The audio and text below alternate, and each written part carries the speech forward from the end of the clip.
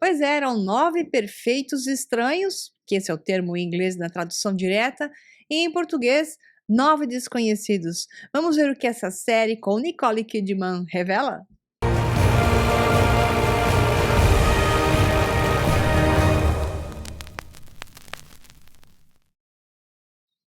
Nine Perfect Strangers, ou Nove Perfeitos Estranhos, em português ficou com o nome de Nove Desconhecidos. Então é uma minissérie americana de drama baseada no mesmo nome do livro escrito por Liane Moriarty, ou Liane Moriarty, e é uma minissérie criada por David Kelly e John Henry Butterworth. E estreou em 18 de agosto de 2021 no streaming chamado Hulu, que aqui no Brasil não funciona, e geralmente quem pega os filmes da Hulu são outros streamers, e nesse caso aqui no Brasil você vê na Amazon Prime. Então é uma série que vale a pena você assistir. Ela tem vários nuances interessantes, não é uma profundidade tipo o que você tem atualmente da Jennifer Aniston na Apple TV, e eu vou fazer resenha em breve, mas estou esperando avançar um pouco mais os capítulos para ter mais dados, que é The Morning Show. Então esse tem um script extremamente denso que vai dar uma resenha com profundidade sobre vários ângulos. Aqui é um filmezinho, uma sériezinha que você se diverte assistindo. Ela é divertida e é entusiasmante para ver o que vai acontecer com os personagens. Eu vou explicar para você por que vale a pena assistir sobre vários ângulos e a crítica que foi variada em relação a ela. No webpage vulture.com fez uma análise da série, eu peguei uns pedacinhos e fiz uns recorte e cola de vários pontos para a gente poder ver. Eles dizem assim: 9 estranhos da cidade se reúnem para um retiro de 10 dias na Tranquilum House, um resort de saúde e bem-estar que promete transformar e curar os hóspedes que ali ficam. O resort não é o que parece ser e os hóspedes estão prestes a descobrir muitos segredos uns sobre os outros e sobre a própria anfitriã, Masha, que é a Nicole Kidman, e ela rouba a cena. Bom, todos os atores são ótimos. Então, para entender um pouquinho a história, eu fiz uma misturinha aqui, mista de várias páginas. Aqui você tem no vulture.com, diz lá, 9 perfeitos estranhos são atraentes, mas vazios. Eu vou analisar essa frase já já. Então diz assim, mais ou menos, as pessoas quando chegam no local desse eram histéricos e canalhas e vão relaxando e aos poucos vão se transformando em seres mais iluminados.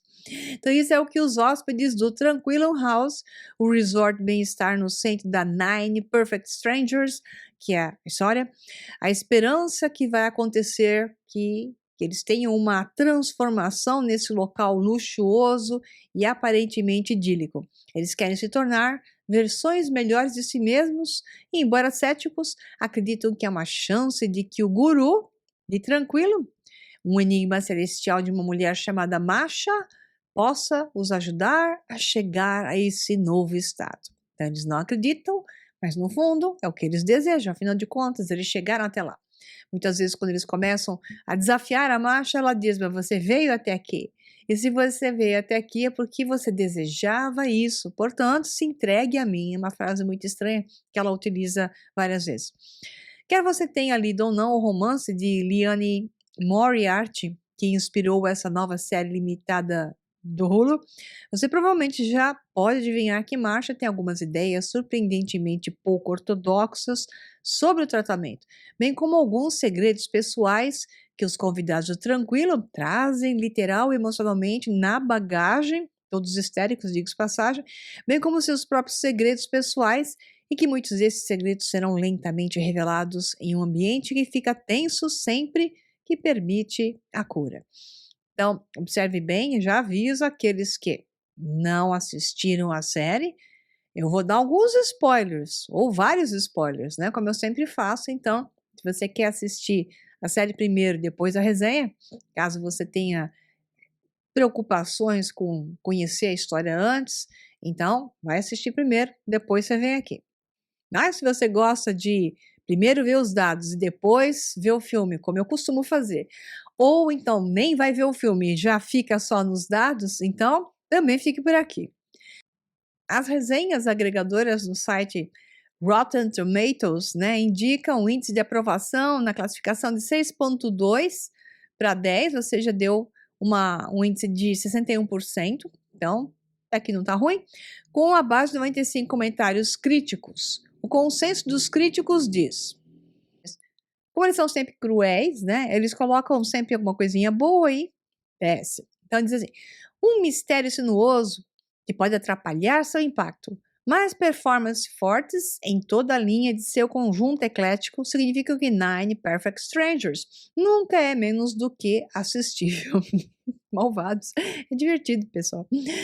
Então, a Metacritic, que usa uma média ponderada, atribuiu uma pontuação de 53 dos 100, que poderia ser, com base de 32 críticos indicando críticas mistas ou médias. Bom, vamos lá. Existem muitas diferenças entre o livro e a série em si, né? Mas eu peguei aqui uma pessoa que leu o livro, que é a Morgan Murrell, e ela fez algumas observações, caso você goste de ver essa parte. Então, ela diz lá no livro, Tranquilum House foi ambientado na Austrália, natal de Liane Moriarty, provavelmente é uma amiga da Nicole Kidman, ou porque a Nicole Kidman insistiu em pegar vários desses livros dela. Mas na série O Centro de Bem-Estar foi transferido para o norte da Califórnia. Os personagens foram originalmente escritos como tendo um voto de nobre silêncio, ou seja, durante os primeiros 5 dias do retiro eles não falavam nada, seria engraçado um filme assim, né? Mas não tem nada disso no filme, na série, por razões óbvias, né? Então, no livro, Masha sofre uma experiência diferente de quase morte, uma convulsão que a levou a ter uma parada cardíaca. Um paramédico em treinamento chamado Yao a ajudou a se recuperar. Então, esse exercício e isso não está na série, então ela leva um tiro na série que tem a ver com a Carmel, é um personagem que totalmente é diferente na série versus o livro. Aí tem lá um exercício de escavação em que os frequentadores do retiro literalmente cavaram seus próprios túmulos e depois passaram a se deitar neles, que foi uma experiência de morte e renascimento. Isso só existe na série, no show. Aí nessa série também Yao, né, e Delilah estão romanticamente ligados, que são os dois braços direitos dela lá, que cuidam de tudo. Estão literalmente morando juntos na série, né? Mas isso não é o que está no livro. Yao e Masha também têm uma história juntos na série e Delilah acaba beijando Masha, né? Então tem um monte de confusões ali que são coisas que estão mais dentro do que a série da televisão e o que o script hoje, o bulário, deseja que se coloque nas séries, nos filmes e por aí vai.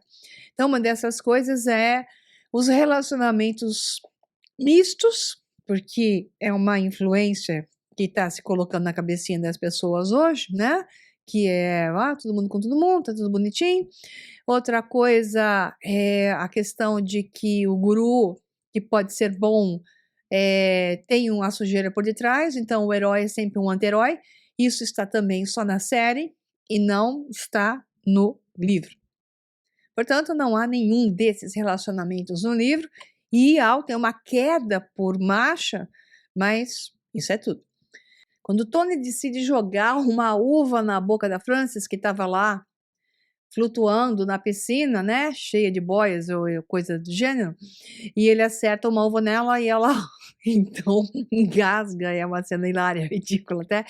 Então no livro tem nada a ver com isso, Tony realmente ajudou a Frances, mas era uma hemorragia nasal. Então essas cenas assim mais cômicas da série. Uma das diferenças mais selvagens foi a adição do Dia da Terra, que não é mencionado de forma alguma no livro. Depois de serem instruídos a viver da terra, ou seja, eles passam o dia morrendo de fome, buscando alimentos lá, frutas, o que tinha ali na terra. Isso era um experimento para ver como as pessoas se comportam em momentos de fome. Eles tomaram café da manhã, passaram o dia todo sem comer, passeando lá pela, supostamente aquilo deve ser uma fazenda, e eles não tinham pomar, coisa assim. Tem aqui e ali uma frutinha que não estava na época, então eles começam a ficar com muita fome no final do dia e Os lados mais brutos das pessoas começam a surgir no momento em que elas têm as suas carências, né? A falta de algo lhes incomoda, então eles acabam matando uma cabra, que era um animal de estimação da Masha, né? E levam ela para comer a cabra, quer dizer, eles se tornam pessoas extremamente perigosas. Queira você acreditar ou não, esse é um gatilho muito importante para o momento presente, porque estão conduzindo a humanidade num momento de reset econômico, pessoal, mundial e social e biológico em todos os aspectos, e estão conduzindo a histeria e vão conduzir, que a humanidade está adormecida, a massa não se tocou do que estão fazendo com ela, então estão conduzindo para a quebra de tudo, economia, dos meios de produção, dos meios de fornecimento, estão conduzindo a humanidade para a falta de alimentação. Então, essa pitada que foi introduzida, que está fora do filme, melhor, fora do livro, significa alguma coisa muito de dica e de tela mental que eles estão criando nas pessoas, já dizendo que, ah, vocês podem dizer que não, só que na hora que a coisa apertar, vocês vão começar a fazer coisas malucas. Tem um personagem que está sempre lá no meio, né, como se ele fosse um observador distante, é o Lars, e é referido como um viciado em bem-estar, tudo, né, bonitão. Mas a série deu um passo adiante e revelando que ele era, na verdade, um repórter disfarçado que procurava expor Marcia e suas práticas incomuns em Tranquilo House. No livro, ele é, na verdade, um advogado de família que foi para o retiro para conseguir espaço com o seu parceiro Ray, porque ele é um homoafetivo, como queira chamar isso, que não para de importuná-lo sobre ter filhos. Então, esse tipo de jogada aqui não existe de forma nenhuma no livro. Desde que Lars e Carmel foram apresentados no show, havia uma tensão incômoda entre eles. A maioria das interações deles não estava no livro, incluindo o encontro da loja. Ele apontando todas as supostas falhas dela e Carmel se lançando sobre ele do outro lado da mesa, que ela sempre na série é colocada como uma psicótica completa e deixa-se sempre por detrás uma ideia de que ela possa chegar a um nível mais denso de agressão. Então, ao longo da série, Masha revela que está recebendo mensagens ameaçadoras de um número desconhecido em seu celular e ela também acredita que alguém a está observando. Então, esse enredo não está no livro. Então, esse desenvolver personagens de maneira distinta do livro para gerar suspense e suspeitas, é claro que numa série, até de certa forma, é necessário, senão acaba ficando meio parado, né? Como a série também foi ambientada na Califórnia, Tony foi considerado um astro do futebol americano, em oposição ao jogador de futebol com regras australianas no livro. Os escritores da série também adicionaram um passado sombrio à história de fundo de Tony, à medida que os espectadores descobrem que ele não só tem um problema com a bebida, mas também matou sem querer um homem bêbado em uma briga de bar.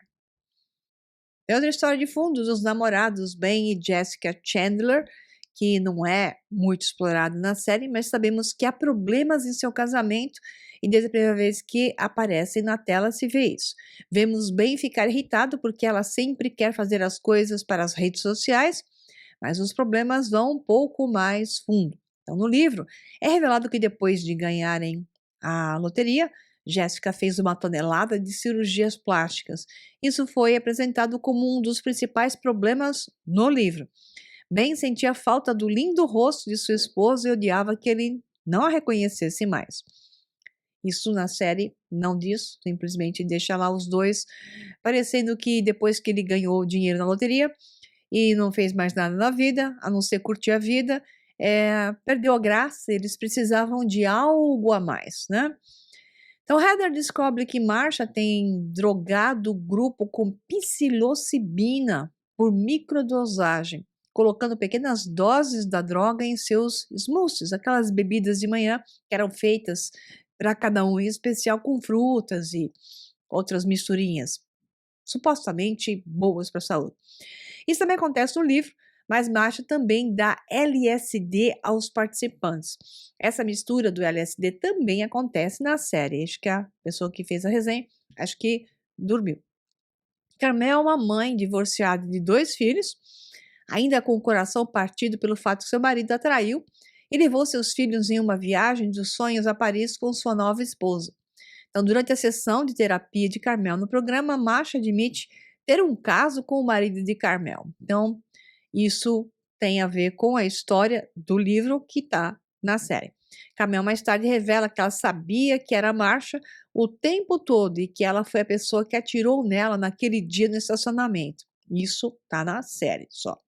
Carmel foi para Tranquilo House para assustar Masha. Então todo esse enredo não está no livro porque Carmel é muito diferente.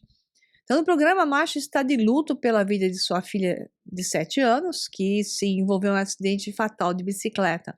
Ela finalmente consegue ver uma alucinação de sua filha enquanto faz microdosagem junto com os participantes. Já no livro, Masha, na verdade, tinha um filho de 11 meses. Ele morreu após estrangular acidentalmente um cordão de cortina enquanto estava sob vigilância dela. Ele a chamou, mas ela o ignorou porque estava preocupada com coisas relacionadas ao trabalho. Bom, então, aqui é um motivo que fica aquele subconsciente da Masha sempre com uma coisa que ela fez errado e então gera uma culpa enorme. No caso da série, ela não teve exatamente culpa, porque a menina simplesmente pedalou num parque, atravessou uma ruinha e nessa ruinha um carro veio e atropelou a menina. Então, a culpa de Masha seria maior no livro do que na própria série, mas a dor é a mesma. Então, ok. Então, isso fica preso nela.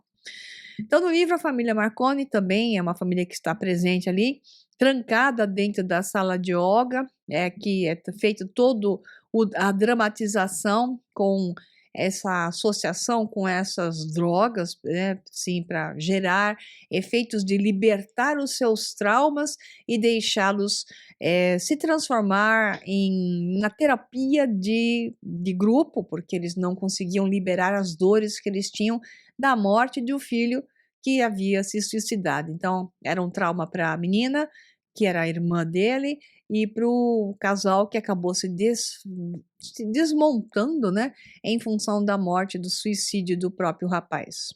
Esses são os 2 dramas mais dramas da série, definitivamente, porque envolve morte de filho, né? E é uma coisa mais pesada.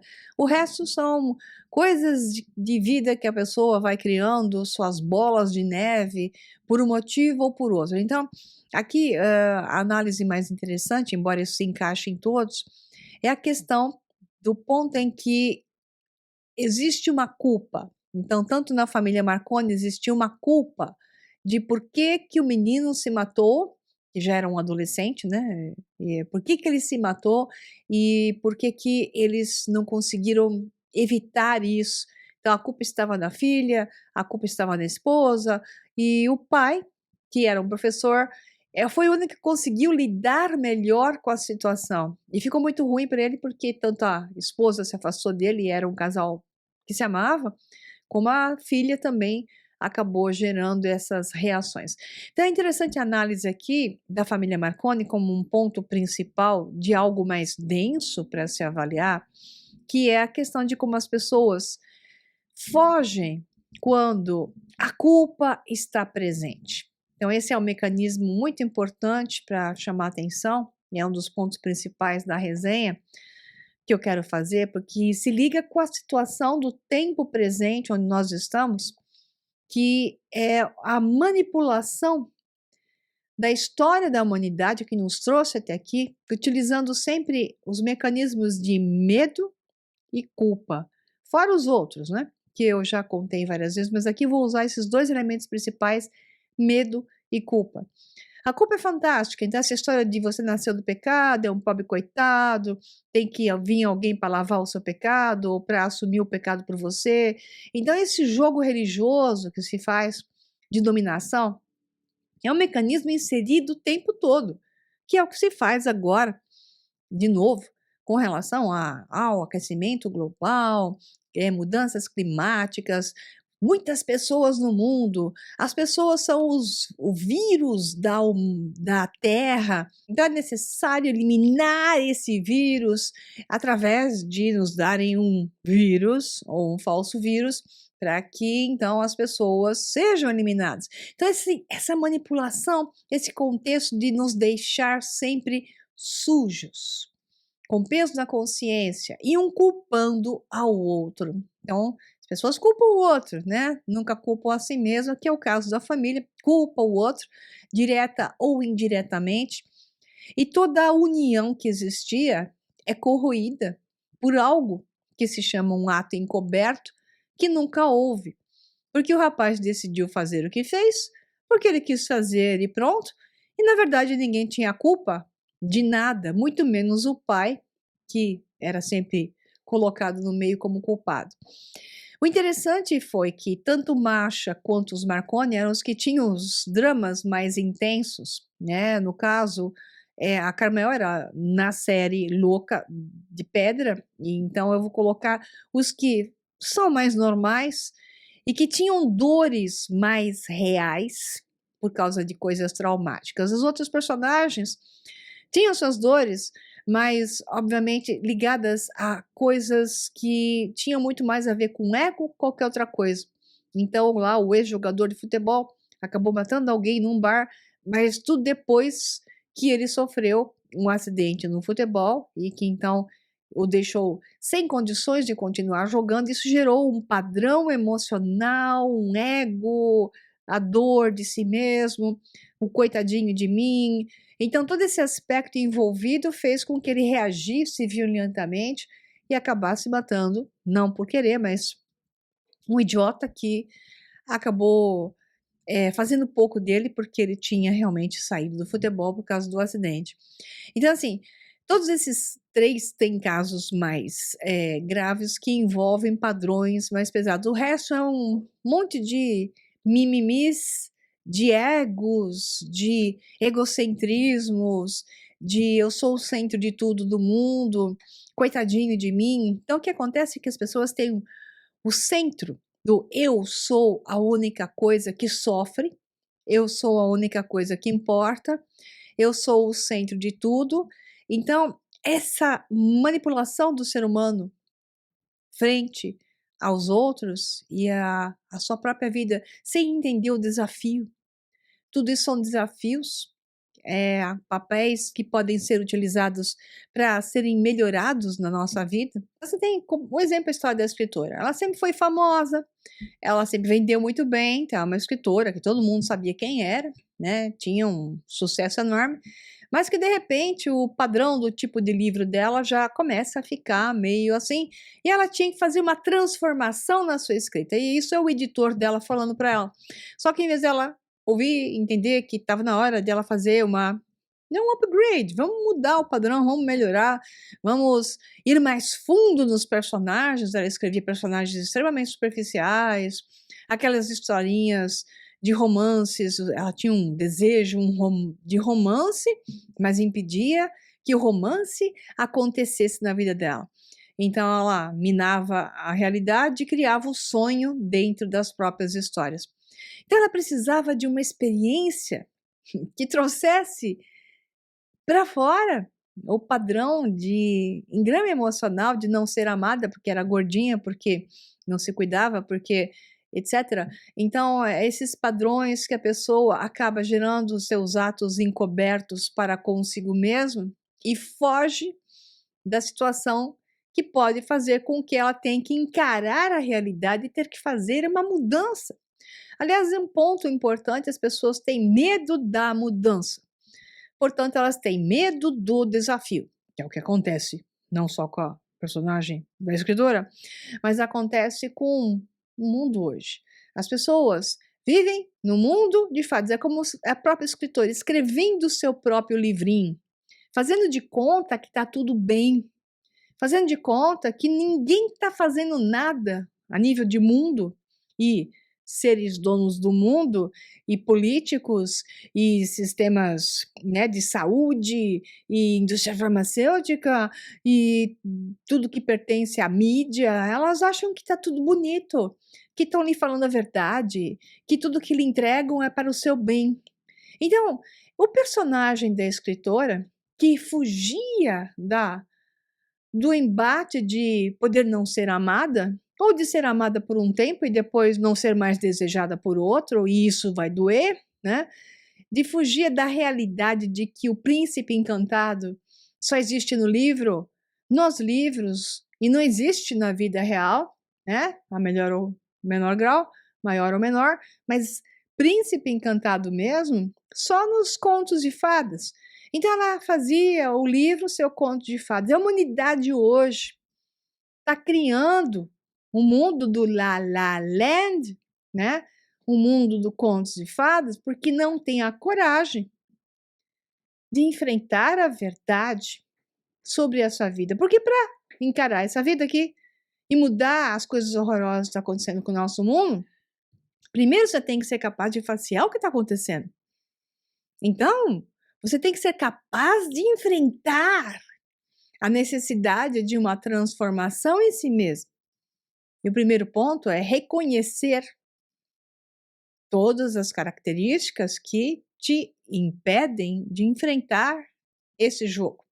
Então, isso tem que ir para fora, tem que ser trazido do inconsciente para o consciente, que foi o trabalho que aconteceu com ela e com o jogador de futebol, que acabam os dois, né, se auxiliando, fazendo uma dupla com todo o trabalho da marcha, que acaba levando eles a um ponto de realmente um estágio de caminhar em direção a uma cura, que não é uma cura, mas sim habilitá-los a enfrentar melhor a chance de que pode ser bom hoje, mas talvez amanhã não seja bom. E daí, né?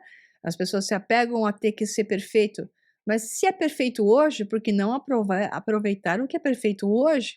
E daí, se amanhã já não for mais perfeito, parta para outra. Então, esse é um aspecto que ela não conseguia, o aspecto que o jogador de futebol também não podia encarar, que mudou, ele sofreu um acidente no jogo, quebrou lá alguma coisa na coluna, que ele não poderia mais jogar. Bom, cara, você já ganhou dinheiro na vida, tal, faça outra coisa, né? Ligada a esporte, sei lá, vai ser treinador, faça alguma coisa melhor do que ficar bebendo e tomando pílulas para dor. E daí que aconteceu bola para frente. Então, esse processo todo de botar isso para fora e ser capaz de facear a realidade e parar de enganar a si mesmo com jogos, porque a bebida é uma enganação, é tirá-lo do mundo real e jogá-lo para a ilusão.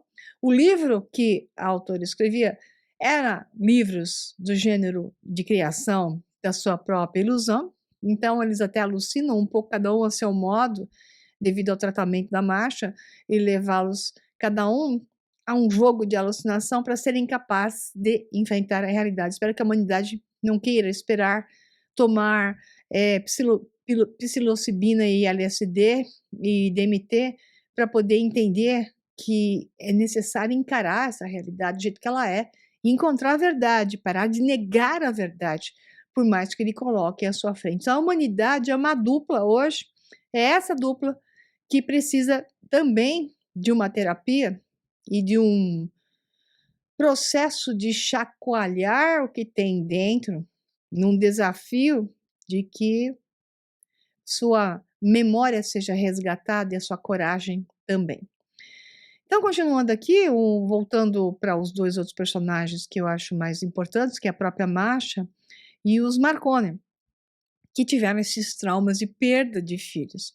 Então, através do fato de que no livro e na série essas drogas são dadas a eles supostamente em pequenas doses e supostamente em condições pseudo-seguras, somente, né, não uma experiência dessas, sem muita gente para cuidar deles, porque eles poderiam se jogar num penhasco, já que tinha um penhasco lá perto. É uma coisa um tanto quanto idiota do filme dizer que não havia perigo nenhum, e muito menos da marcha dizer que não havia perigo nenhum, sendo que eram 9 pessoas tomando essas drogas, só 2 para cuidar deles, o que é ridículo. Então, tem umas coisas assim ridículas na série, que é a falta de equipe, né, que não aparece a não ser para mostrar que estão cozinhando, equipe de segurança num ambiente em que eles iam lidar com drogas. Então, eles poderiam sumir, eles poderiam fazer coisas horrorosas, poderiam ter acidentes, embora ela dissesse que tudo era sob controle, na verdade não, né? Então, são pequenos detalhes que não custariam tanto assim para a produção de ter jogado assistentes que só aparecessem de leve, deixando os 2 assistentes principais carregarem, né, a turma como fizeram no geral. Então, o desafio dos Marconi é um desafio de trazer a memória e trazer o filho de volta. O processo do espelhamento é incrível. Então, assim, ocorre uma projeção deles. A irmã é quem faz o espelho primeiro do irmão, traz ele e ela conduz. Isso acontece realmente dessa forma, está em literatura. Ela conduz o pai e a mãe para que, com essas drogas, os 3 com as mesmas doses, eles passassem a ver o irmão tão intensamente e claramente quanto ela, a irmã, o via. E é fantástica essa parte que é o diálogo do irmão que não estava lá, entenda isso. É uma projeção de si mesmo e um espelho de uma consciência superior, que essa consciência superior traz o espelho da memória do que aconteceu naquele momento e ele, na versão espelhada por cada um deles, o menino que se suicidou, o adolescente, explica que não foi nada de drama, na verdade, foi de fato um acidente, né? Então ele tomou uma dose exagerada de uma coisa que lhe deu uma alergia e deu um resultado de de dano que ele tinha, porque ele estava tomando um remédio que podia dar esse tipo de efeito, e realmente deu, então ele morreu por um acidente, não morreu porque ele se suicidou. Então, primeiro, ninguém matou ninguém. Segundo, nem ele mesmo se matou. Ocorreu por um acidente, por uma reação, porque a indústria farmacêutica diz que vai te salvar e muitas das vezes o que ela faz é isso, né?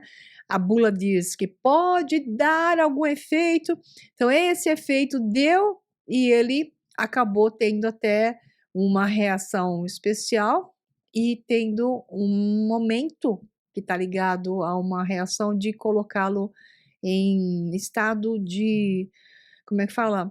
Psicótico, depressivo e com aquela psicose de suicídio. Então, é assim, na verdade, ele acabou gerando a sua própria morte, mas não é porque ele desejasse a morte, e sim porque ele teve um efeito colateral da droga que gerou o estado final daquilo que foi a sua própria morte. Não entra em detalhes totais esses aspectos, porque o mais importante saber é que tudo foi uma consequência, quem matou mesmo foi a indústria farmacêutica, é isso que você tem que entender, porque é um efeito colateral da droga. Estava lá escrito na bula pequenininho, né? A mãe leu, mas nunca levou em consideração que podia ser tão exacerbado assim, porque realmente acontece em algumas pessoas e outras não. Bom, basicamente, o fato deles poderem interagir com o filho, de terem se desenvolvido nessa conversa e nesse espelhamento, gera a cura, porque tira a culpa, eles param de culpar o pai, e o pai, fantástico o tempo todo, foi o mais forte dos 3, a mãe e a irmã, principalmente a mãe péssima, né, com aquela coisa do mimimi, coitado de mim, meu filho se matou e eu não fiz nada a respeito, meu filho morreu, o que aconteceu, por que que ele morreu, essas coisas assim, e ela culpava o marido por isso. Então, quando tudo é trazido ao externo, e essa conversa com um nível superior ocorre, obviamente não era o filho que estava lá, mas era um espelhamento a nível superior.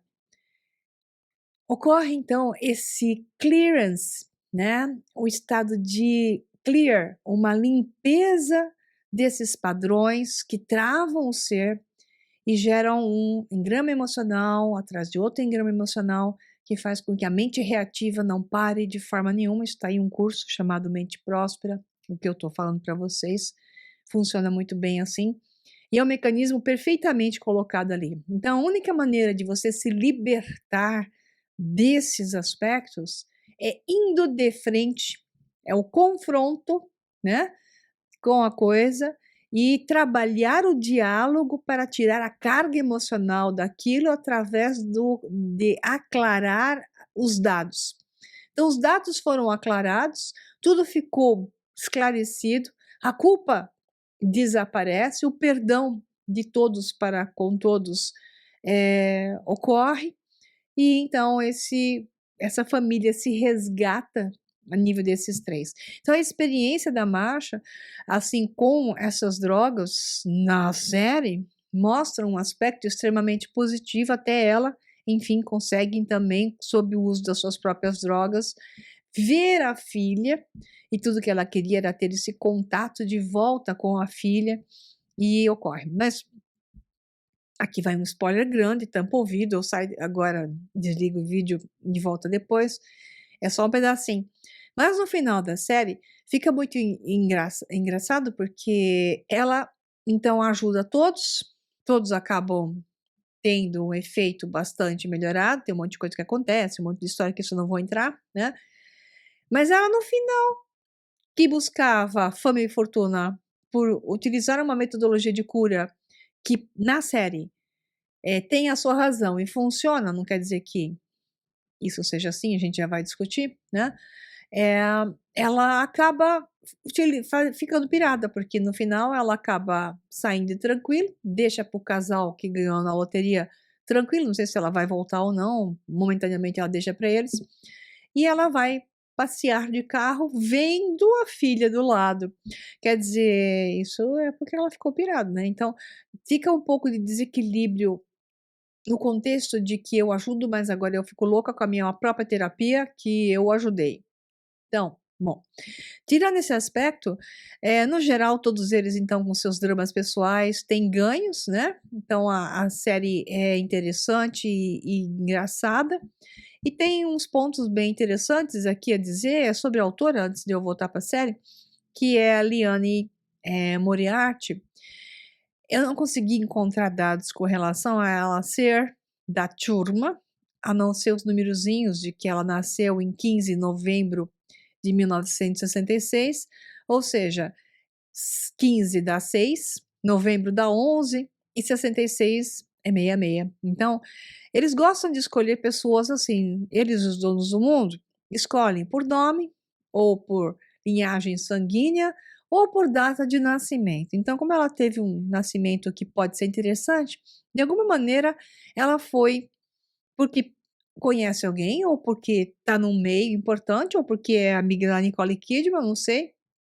Mas os livros dela todos foram parar, sendo tão simples, foram parar todos na TV em grandes produções. Então você tem o livro dela, O Segredo do Meu Marido, teve seus direitos comprados pela CBS Filme para um filme com a Blake Lively. Só tem atores de primeira.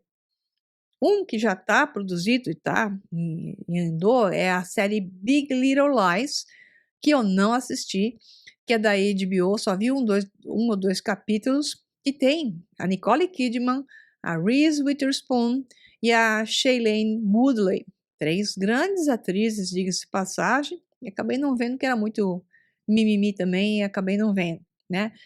Depois, em 2018, foi anunciado que o livro O que Alice Esqueceu, que é dela, mas acho que não sei se está em português, esse é a tradução, ser adaptado para um filme com a atriz Jennifer Aniston, no papel de Alice. Então, não sei, eu não vi se isso aconteceu, porque, né, isso foi comprado, os direitos em 2018. E o primeiro romance dela, Three Wishes, Três Desejos, foi adquirido pela Netflix para virar uma série. Então a gente vê que a coisa andou, e a Nicole Kidman foi quem adquiriu os direitos para fazer esses Novos Desconhecidos. Interessante, né? Então, quando a coisa fica tão bonita, sempre tem turma ajudando a turma. Essa é a história da humanidade. Não é porque tem grandes méritos ou porque deixa de ter, e sim fica famoso porque pertence à turma. Então, tem algumas frases aqui que eu vou rapidamente colocar para vocês. Não tem grandes frases, nem no livro, nem na série. Eu fiz uma busca e, nossa, passei um tempão procurando, só achei frasezinhas. E o que é melhor eu achei é: você está aqui para 10 dias de retiro 2.0, né? Esse é o início do processo que eles chegam lá, ou seja, uma transformação, um reset. Aí alguém fala: eu certamente estou, eu preciso de algum conserto. Eles diziam isso, mas não aceitavam, né? Quando o processo entrava em ação. Bem-vindos à casa tranquila, as pessoas que aqui vêm para se curar. Então, eles foram os 9 escolhidos a dedo pela marcha, sabendo exatamente o padrão deles. Eles tinham que pedir, mandar como se fosse um histórico de vida e para que ela pudesse os escolher. Aí, em um determinado momento, a acho que a Frances fala: "Eu não quero sofrer", então ela não queria entrar nesse meio desses embates que a Marcia fazia. Ela diz: "Eu não quero sofrer". E aí a Marcia diz: "Você já está sofrendo". Veja bem, eu vou pegar essa frase, minha cara humanidade, para vocês entenderem que quando vocês não querem sofrer e fazem fila para picada tóxica, tá, que tá mais matando do que salvando e a coisa vai ficar feia, e não é só isso, todo grande golpe que está sendo dado à humanidade, a humanidade não quer abrir os olhos porque não quer sofrer. Não está entendendo que já está sofrendo e vai sofrer muito mais. Se não fizer uma terapia, e a terapia é assumir a verdade, é assumir a verdadeira história da humanidade, é entender o reset econômico mundial, é entender que a história humana foi feita de golpes como esses e de matanças desse gênero, e que não tem ninguém dessa turma para cuidar de você, mimimi, beliscando a sua bochecha, a não ser te usar e te espoliar e jogar no lixo. Enquanto eu não entender que é essa realidade, de cima para baixo, dos donos do mundo para com relação à humanidade, vão continuar fazendo mimimi, mimimi, eu não quero sofrer. Então você já está sofrendo. Nós já sofremos a história toda da humanidade e vai ficar pior. Quando é que você vai fazer a terapia? Então, eles disseram assim para a Masha que esses retiros eram uma porcaria.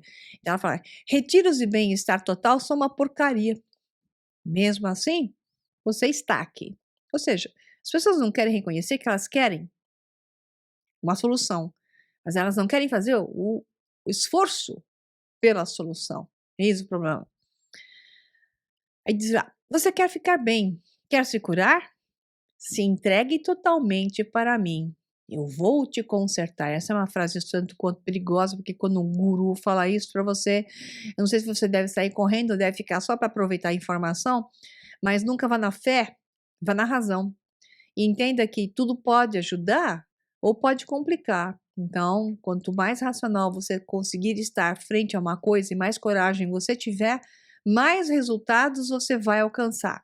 Que é o caso do pai lá da família Marconi, que alcançou e alcançava o tempo todo o melhor resultado, porque ele não tinha medo, era um cara que encarava a realidade do jeito que ela era, de peito aberto.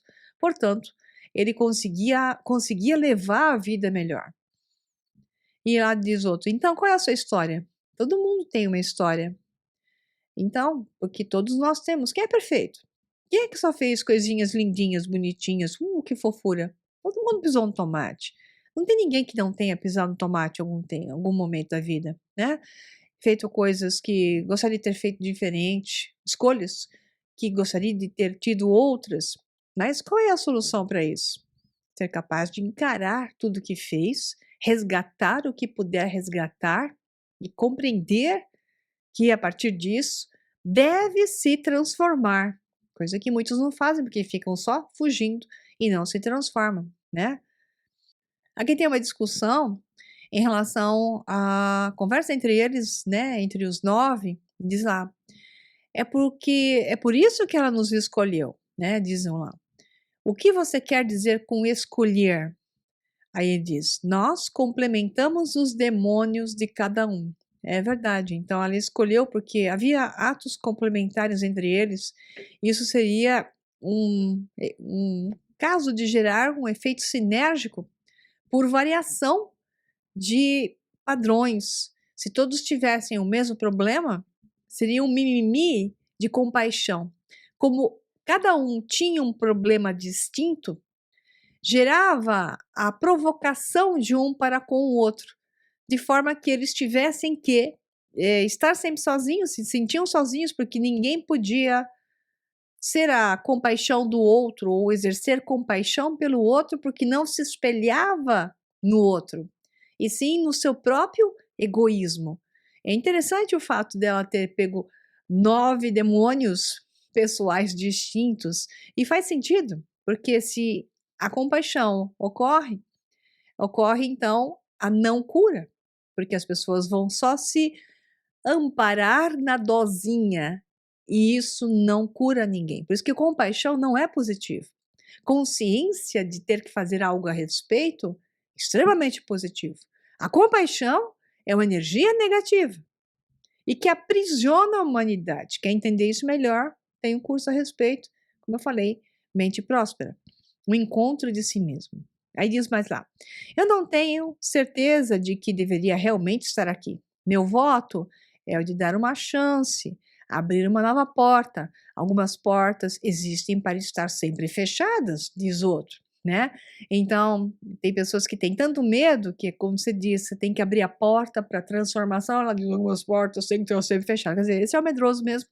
É a pessoa que nunca vai querer sair do estado em que está definitivamente.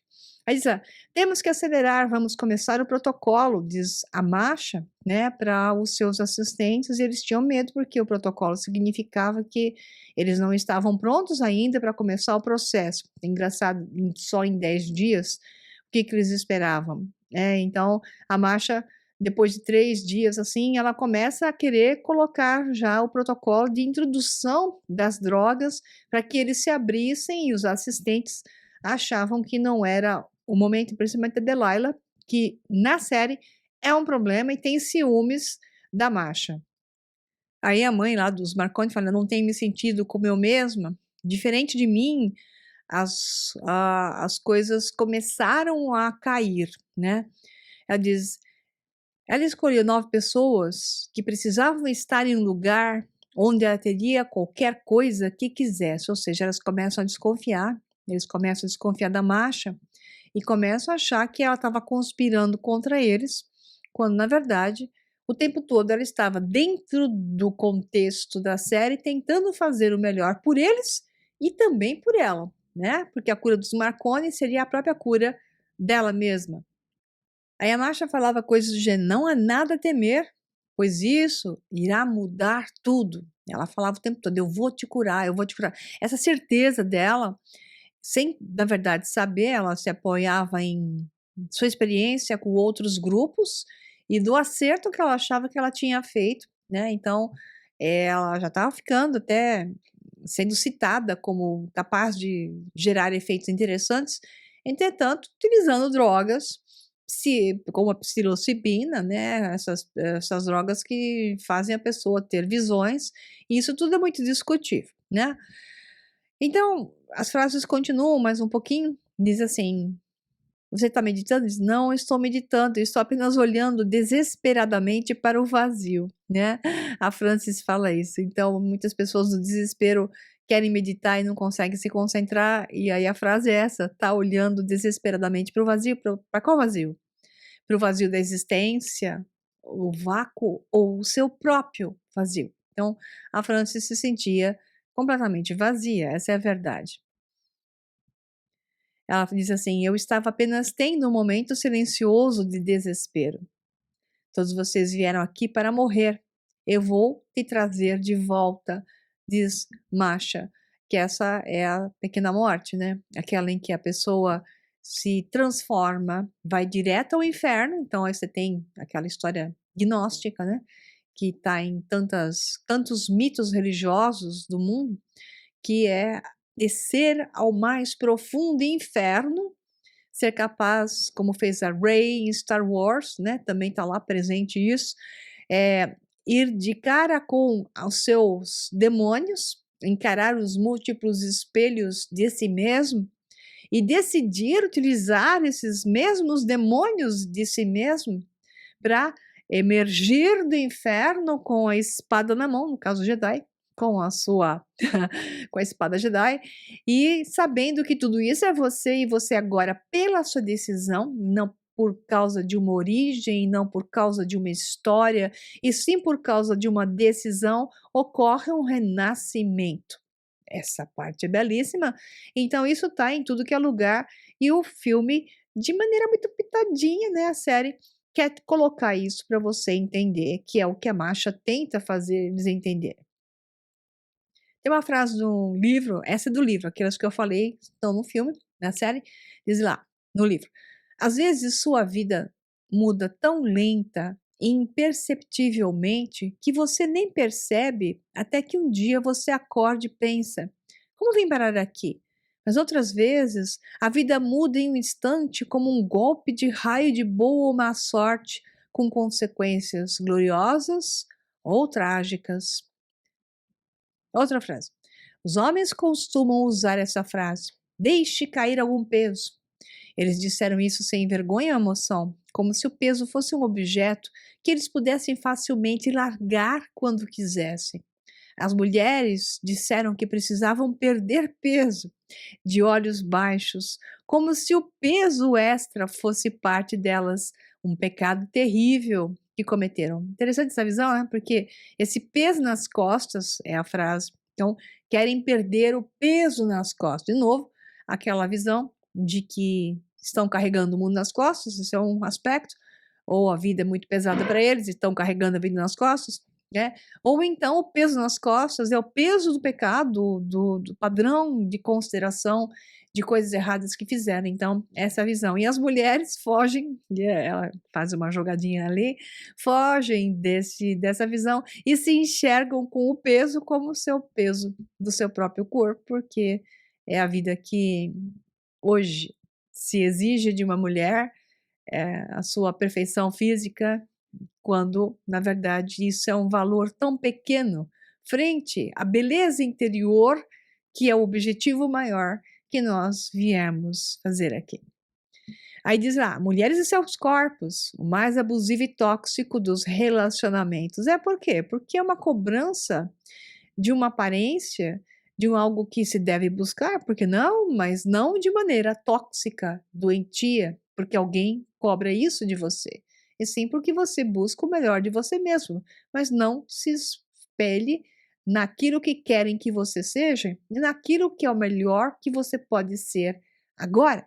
E a beleza maior tem que ser de dentro para fora, né? Outra frase que é extremamente ligada a essa visão que eu acabei de falar, de descer a sua mais profunda densidade para emergir, né, renascido com toda a sua luz e leveza, a frase é: o ponto mais baixo da sua vida pode levar ao mais alto. Então as pessoas, quando ficam naquele mimimi, ui, ui, ui, ai, ai, ai, não entendem que estão deixando de observar aquilo que pode lhes dar a maior alavanca de crescimento pessoal. Então, agora um comentário que é muito importante, embora eu estou colocando aí na tela para vocês, existam muitos artigos de publicações científicas e até recentes, né? Até de 2021, aqui tem uma de abril de 2021, falando exatamente a publicação de estudos utilizando psilocibina e outros componentes derivados que acabam gerando ativação de receptores HT, né? Então 5-HT2A e B e 1 e outros, né? Que não vem o caso aqui. Então a variação da utilização da psilocibina com o próprio DMT, com LSD, então mais natural ou menos natural, o LSD é sintético, de origem fonte mais natural, mas depois sintetizado, psilocibina é uma extração, o DMT pode ser de uma fonte ou outra. O que acontece é que essas associações ativam receptores diversos de serotonina e hormônios do bem-estar que geram estados alterados de consciência. Interessante é que estão surgindo artigos falando do estado alterado de consciência induzida por essas substâncias e, ao mesmo tempo, do tratamento de estados emocionais, utilizando isso, sendo analisado por psicólogos, psicanalistas e etc. Então, aqui tem um artigo que fala assim: LSD como tratamento terapêutico potencial. Interessante é que, embora você possa ter efeitos interessantes em alguns casos, como o citado na série e no livro, pode gerar efeitos horrorosos, porque quando a pessoa tem traumas maiores e ela tem seu subconsciente muito pesado, ela pode espelhar dramas tão violentos que ela pode gerar danos a si mesma em fuga descomensurada, pode até se matar. Então, embora o LSD pareça levar um pouco mais adiante por causa do opioide, que leva um pouco mais para um estado de contemplação e união com a natureza, que é o que ela buscou uma conectividade, né? E não drogas que pudessem gerar exatamente o contrário, levando para esses estados mais densos de conexão com frequências mais baixas, como eu já falei isso em alguns webinários, um webinário especial que tem aqui no canal do YouTube. Nesse webinário, eu mostro para vocês que as drogas podem levar para uma conectividade, como é na sua grande maioria, por exemplo, experiência da ayahuasca, mas por indução também pode ocorrer o contrário e o estado alterado da pessoa, devido a essas culpas e essas coisas subconscientes dela e crenças, né, que envolvidas, podem levar a um lado oposto.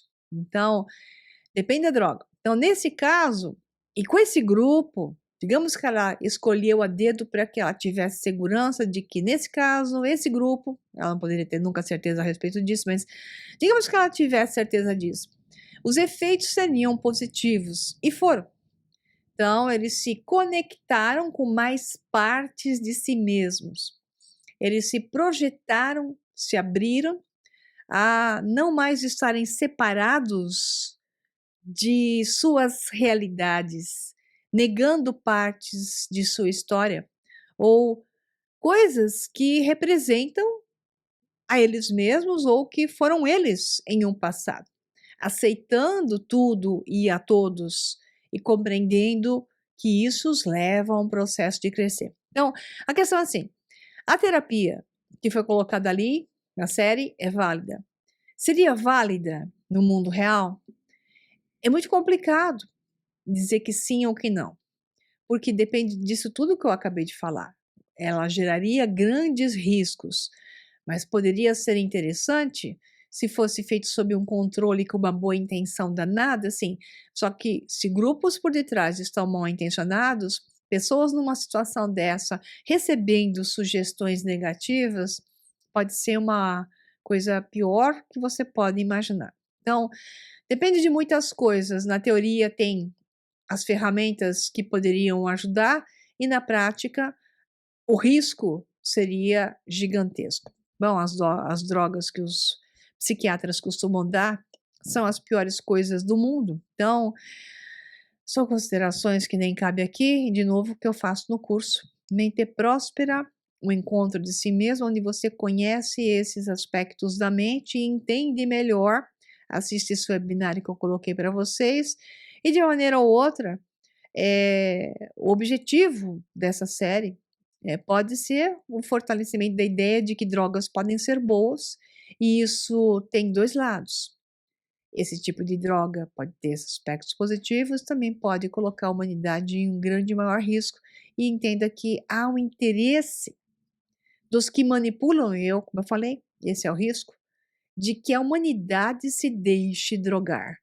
É a tal do Soma, em Admirável Mundo Novo de Aldous Huxley, que estão conduzindo a humanidade para tantas coisas que estão entre 1984, George Orwell, e Admirável Mundo Novo, de Aldous Huxley, que é fascinante como esses livros se tornaram o roteiro para essa realidade. Então, este soma, né, que é colocado aqui na série é interessante e não deixa de ser, mas, sinceramente, nada disso é necessário.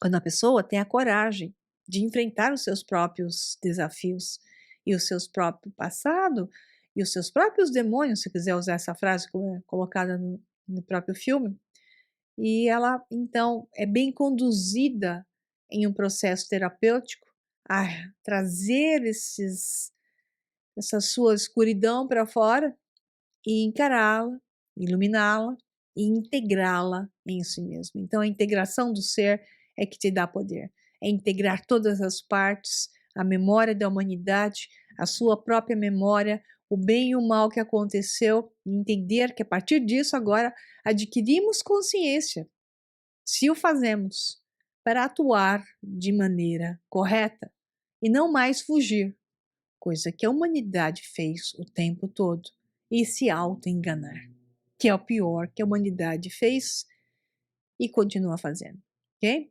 Um abraço para vocês e até a próxima. Tchau, tchau.